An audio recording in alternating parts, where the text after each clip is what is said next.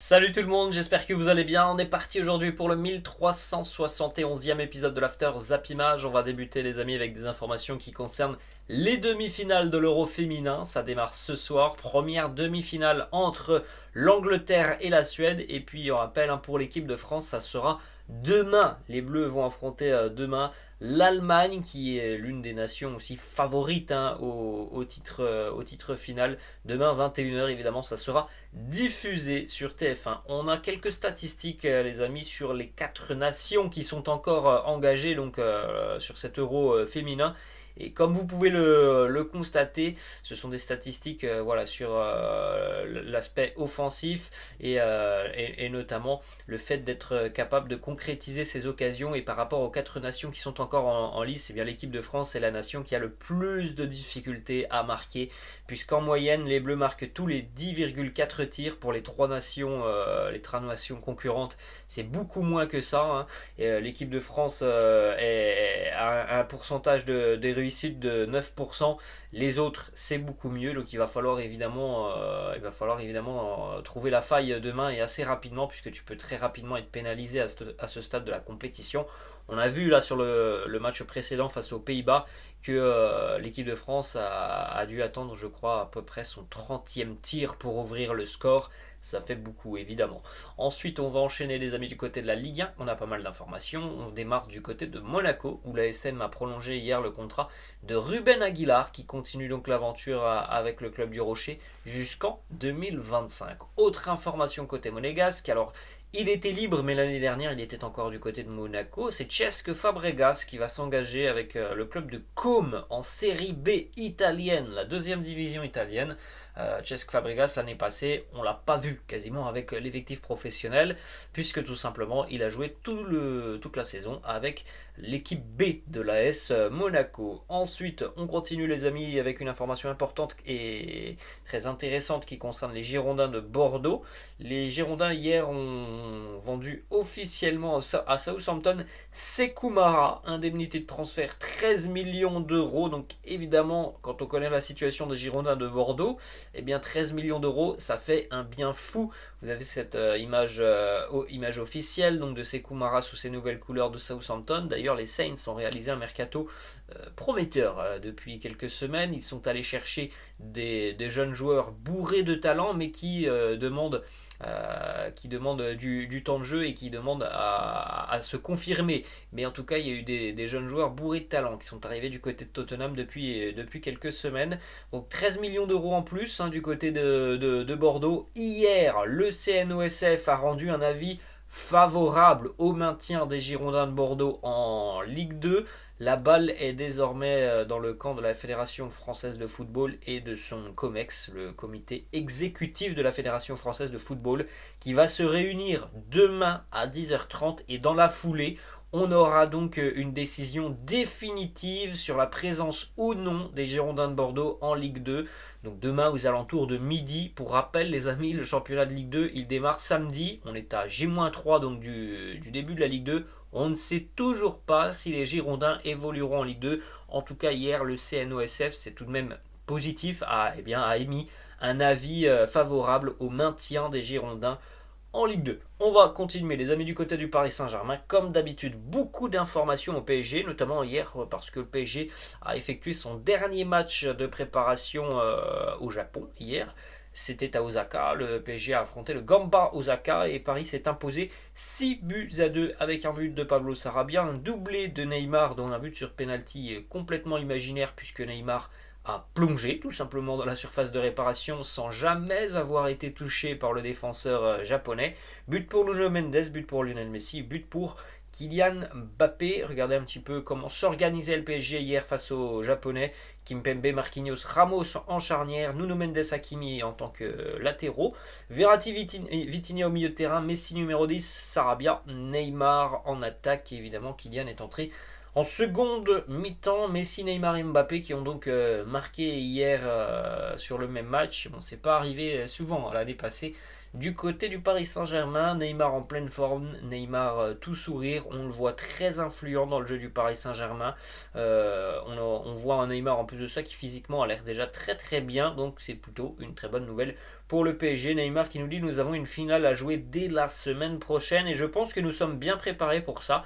Voilà, hein, pour le Paris Saint-Germain, maintenant les regards sont tournés vers le trophée des champions et cette finale face au FC Nantes. Kylian Mbappé hier a porté aussi le brassard de capitaine du Paris Saint-Germain. Alors peut-être que c'est quelque chose qu'on sera amené à voir de plus en plus cette année du côté du PSG. Bon, après hier, c'est un petit peu aussi les circonstances de match qui ont fait que Mbappé était capitaine, mais peut-être que cette année aussi, il va avoir le brassard un petit peu plus souvent.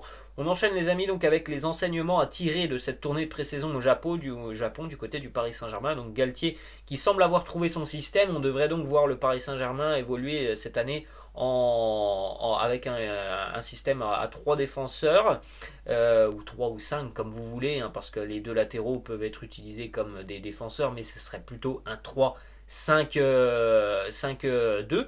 On note l'intégration de Vitinha, il a montré de belles choses, hein, sur ces 3 matchs au Japon. Kalimundo aussi qui a montré de belles choses. Est-ce que ça suffira pour qu'il soit encore du côté de Paris? Je ne sais pas. Pablo Sarabia aussi assez intéressant. Le retour de Neymar en forme. Bref, il y a des choses assez positives du côté de Paris. On a quelques déclats de Christophe Galtier à l'issue de cette rencontre qui déjà, lui, a surtout remarqué le fait que le PSG a encaissé 2 buts hier face à une équipe japonaise, hein, qui franchement a ouvert le jeu. Bon, c'est sûr qu'elle a eu beaucoup de difficultés à contenir les assauts des attaques parisiennes, mais elle a ouvert le jeu, elle a été récompensée avec ses 2 buts. Il nous dit, Christophe Galtier: nous avons concédé 2 buts, ce sont 2 buts de trop. Je voudrais qu'on soit difficile à battre, c'est un axe de travail conséquent. Trouver aussi une symbiose dans la défense. C'est pas facile, hein, après 3 matchs, de mettre en place une défense à 3 centraux.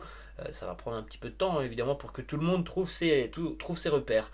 Autre déclat de Christophe Galtier qui nous dit: nous allons encore travailler avec du rythme et de l'intensité et faire en sorte de corriger ce qui ne va pas. Même si on ne veut pas trop concéder d'occasion, l'ADN de mes joueurs est de jouer, de prendre des risques et d'attaquer. Ça, on l'a vu hier. Bon, face à une équipe, les amis, tout de même relativement faible. Ensuite, Christophe Galtier qui nous dit, voilà, sur l'aspect défensif, il faut montrer un visage plus dur.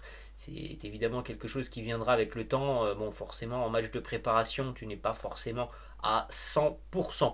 Dernière petite déclat de Christophe Galtier sur le mercato. Il nous dit: le club travaille pour améliorer l'effectif. On va prendre l'avion, faire un trajet de 12 heures, puisque là, du côté du Paris Saint-Germain, on retourne à Paris. C'est terminé pour le Japon. On va dormir et quand on atterrira, on aura peut-être 1, 2, voire 3, 4 ou 5 joueurs de plus. On verra ce qui va se dérouler cette semaine. Ce que l'on sait, c'est que déjà Nordi Mukiele est arrivé à Paris hier soir. Il a passé une première partie de sa visite médicale. Nordi Mukiele n'est pas dans le groupe du RB Leipzig pour la finale de la Super Coupe d'Allemagne. Donc une officialisation de l'arrivée de Mukiele est prévue peut-être aujourd'hui, peut-être demain ou jeudi avec le PSG. Ensuite, autre information, les discussions avec Renato Sanchez se poursuivent. Pour le moment, toujours aucun accord entre le Paris Saint-Germain et Lille. Ensuite, en ce qui concerne un départ, Layvin Kurzawa serait sur la shortlist de l'OGC Nice pour entrer en concurrence avec Melvin Barr. Le PSG souhaite se débarrasser de Kurzawa. Ça sera peut-être pas aussi simple que ça, puisque Kurzawa a encore un contrat de 2 ans. Il a un salaire énorme du côté de Paris. Et pour rappel, les amis, Layvin Kurzawa, l'année dernière, il n'a joué que quelques minutes. Je pense que vous en souvenez. C'était lors du premier match officiel de la saison, le trophée des champions. Et après, il n'a plus jamais rejoué avec le Paris Saint-Germain. Mais ça, peut-être que ça ne le dérange pas, hein. Quand tu touches quasiment 8 millions d'euros annuels, je ne suis pas sûr que ça le dérange d'être sur le banc de touche. Ensuite, on termine avec une dernière information mercato du côté du Paris Saint-Germain.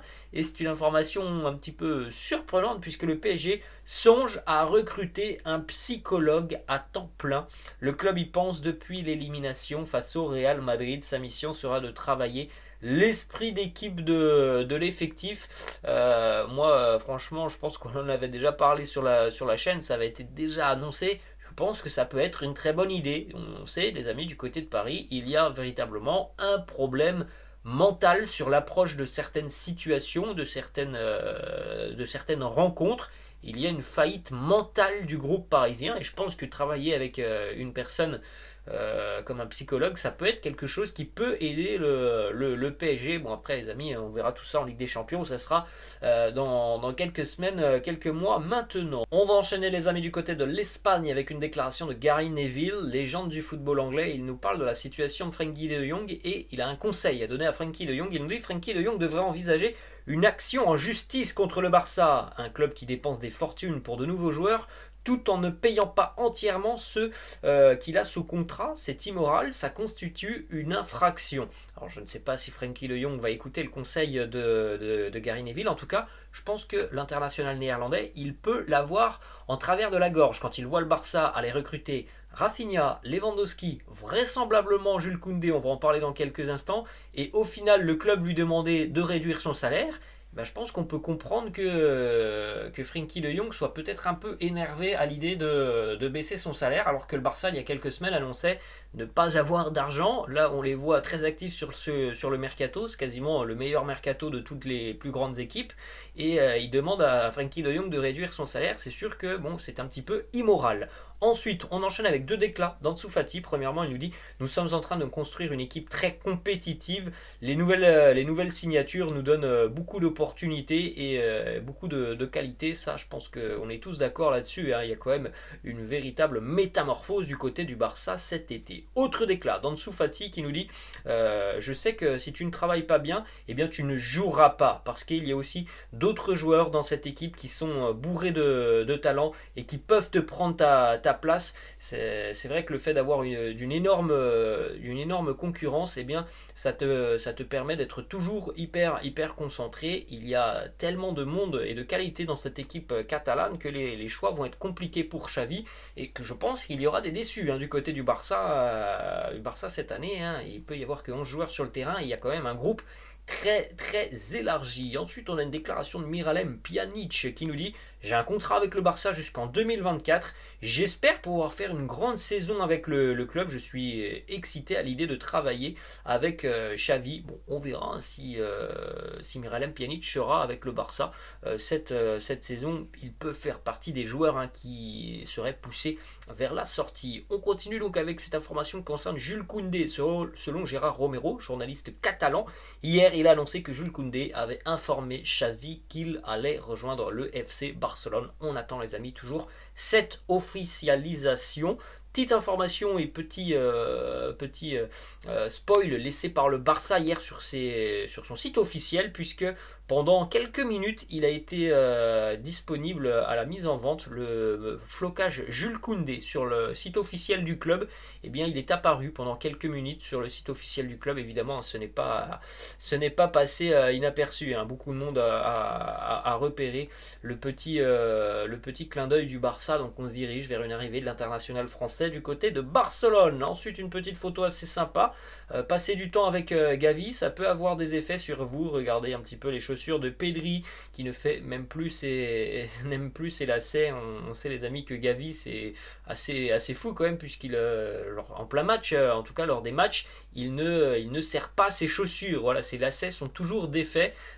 Pour ceux qui jouent au foot, moi personnellement, je ne suis pas sûr que j'arriverai à jouer comme Gavi le fait, avec des chaussures qui ne sont pas forcément serrées au niveau du pied. C'est une impression un petit peu particulière. Bien, Gavi, lui, ça ne le dérange absolument pas. Direction le Real Madrid, les amis, une information qui concerne Karim Benzema. Grosse frayeur hier pour Kabenwebe à l'entraînement, puisqu'il a pris un vilain coup. Il s'est écroulé, Karim. Donc on attend un petit peu plus d'informations sur cette blessure, même si ça devrait être heureusement que un vilain coup. Regardez un petit peu l'image. Voilà, il était en sang au niveau de la cheville. Donc on ne sait pas qui a mis ce coup. Peut-être qu'on le saura demain. On ne sait pas. Mais en tout cas, c'est tout de même quelque chose qui aurait pu être un petit peu plus grave. Et pour le moment, on se veut assez confiant. Du côté du Real, il pourrait même jouer demain, Karim, face au club mexicain du club América. Ensuite, autre information concerne Ferland Mendy. Bon, ça va mal pour les Français du Real Madrid, puisqu'il a quitté l'entraînement du Real hier prématurément. Il s'est rendu avec les physiothérapeutes du club. Il souffre d'une inflammation au niveau du périnée. Bon, la saison n'a même pas démarré que les problèmes de Ferland Mendy continue, hein, malheureusement depuis quasiment 3 ans. Hein, c'est un joueur qui régulièrement rencontre beaucoup de pépins physiques. Autre information du côté du Real, le départ de Borja Mayoral semble se profiler, hein, il devrait s'engager avec Retafe, club auquel il a été prêté la saison passée. Retafe devrait débourser 10 millions d'euros pour s'attacher les services de Borja Mayoral. On se dirige du côté de l'Angleterre, une information qui concerne West Ham qui va signer donc Gianluca Scamacca, transfert de 36 millions d'euros plus 6 millions de bonus. La visite médicale est prévue pour aujourd'hui pour Gianluca Scamacca. Du côté de Manchester United, Cristiano Ronaldo était de retour hier à Manchester. Il va s'entretenir avec les dirigeants du club pour évoquer évidemment son avenir. On se dirige du côté de Liverpool avec une déclaration de Jürgen Klopp qui annonce que le mercato des Reds est visiblement terminé. À moins d'une blessure ou d'une vente de joueurs, le mercato et l'effectif des Reds semblent être complets. Autre déclat de Jürgen Klopp, ça y est, hein, le mano à mano Liverpool-Manchester City démarre. Jürgen Klopp qui annonce, il semble qu'à la fin de la saison de Premier League, Manchester City sera champion. Voilà, on commence déjà à mettre la pression sur son adversaire, c'est de bonne guerre. On espère évidemment qu'il y aura encore une très belle saison de PL et je pense qu'on aura une très belle saison de PL entre Liverpool, Man City, j'espère Man United, j'espère aussi Arsenal, ça va être assez sympa. On se dirige les amis du côté de l'Allemagne avec une déclaration de Lucas Hernandez qui nous parle de Sadio Mané. Il nous dit il nous a beaucoup impressionné et pas seulement à l'entraînement. C'est un gars incroyablement humble et sympathique qui s'est très bien intégré en quelques jours. Bien sûr que cela aide que nous parlions autant français dans le vestiaire. Du côté de l'Italie les amis, 2 informations à la Juventus qui s'intéresse toujours au milieu de terrain parisien. Leandro Paredes, mais à l'heure actuelle toujours aucune offre et démarche concrète de la Juve auprès du Paris Saint-Germain. Pour rappel, les Turinois attendent aussi de se séparer peut-être d'Arthur et d'Aaron Ramsey avant de démarrer des négociations. Et on termine avec une information qui concerne Paul Pogba. Première mauvaise nouvelle pour la pioche du côté de la Juve.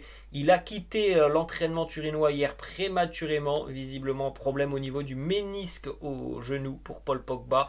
On ne connaît pas la durée de son indisponibilité, mais voilà les amis, des joueurs qui sont fragiles, eh bien une pré-saison c'est intense, ça demande beaucoup physiquement et ça pose problème. Paul Pogba par exemple, Ferland Mendy, on connaît les fragilités de ces 2 joueurs et la pré-saison pour le moment se passe un petit peu avec des douleurs physiques. On espère que c'est pas trop grave. Voilà les amis, la fin de cette vidéo, j'espère que ça vous a plu. N'hésitez pas comme d'habitude à lâcher un petit pouce bleu, n'hésitez pas non plus à vous abonner à la chaîne. Je vous laisse, je vous dis à la prochaine, ciao.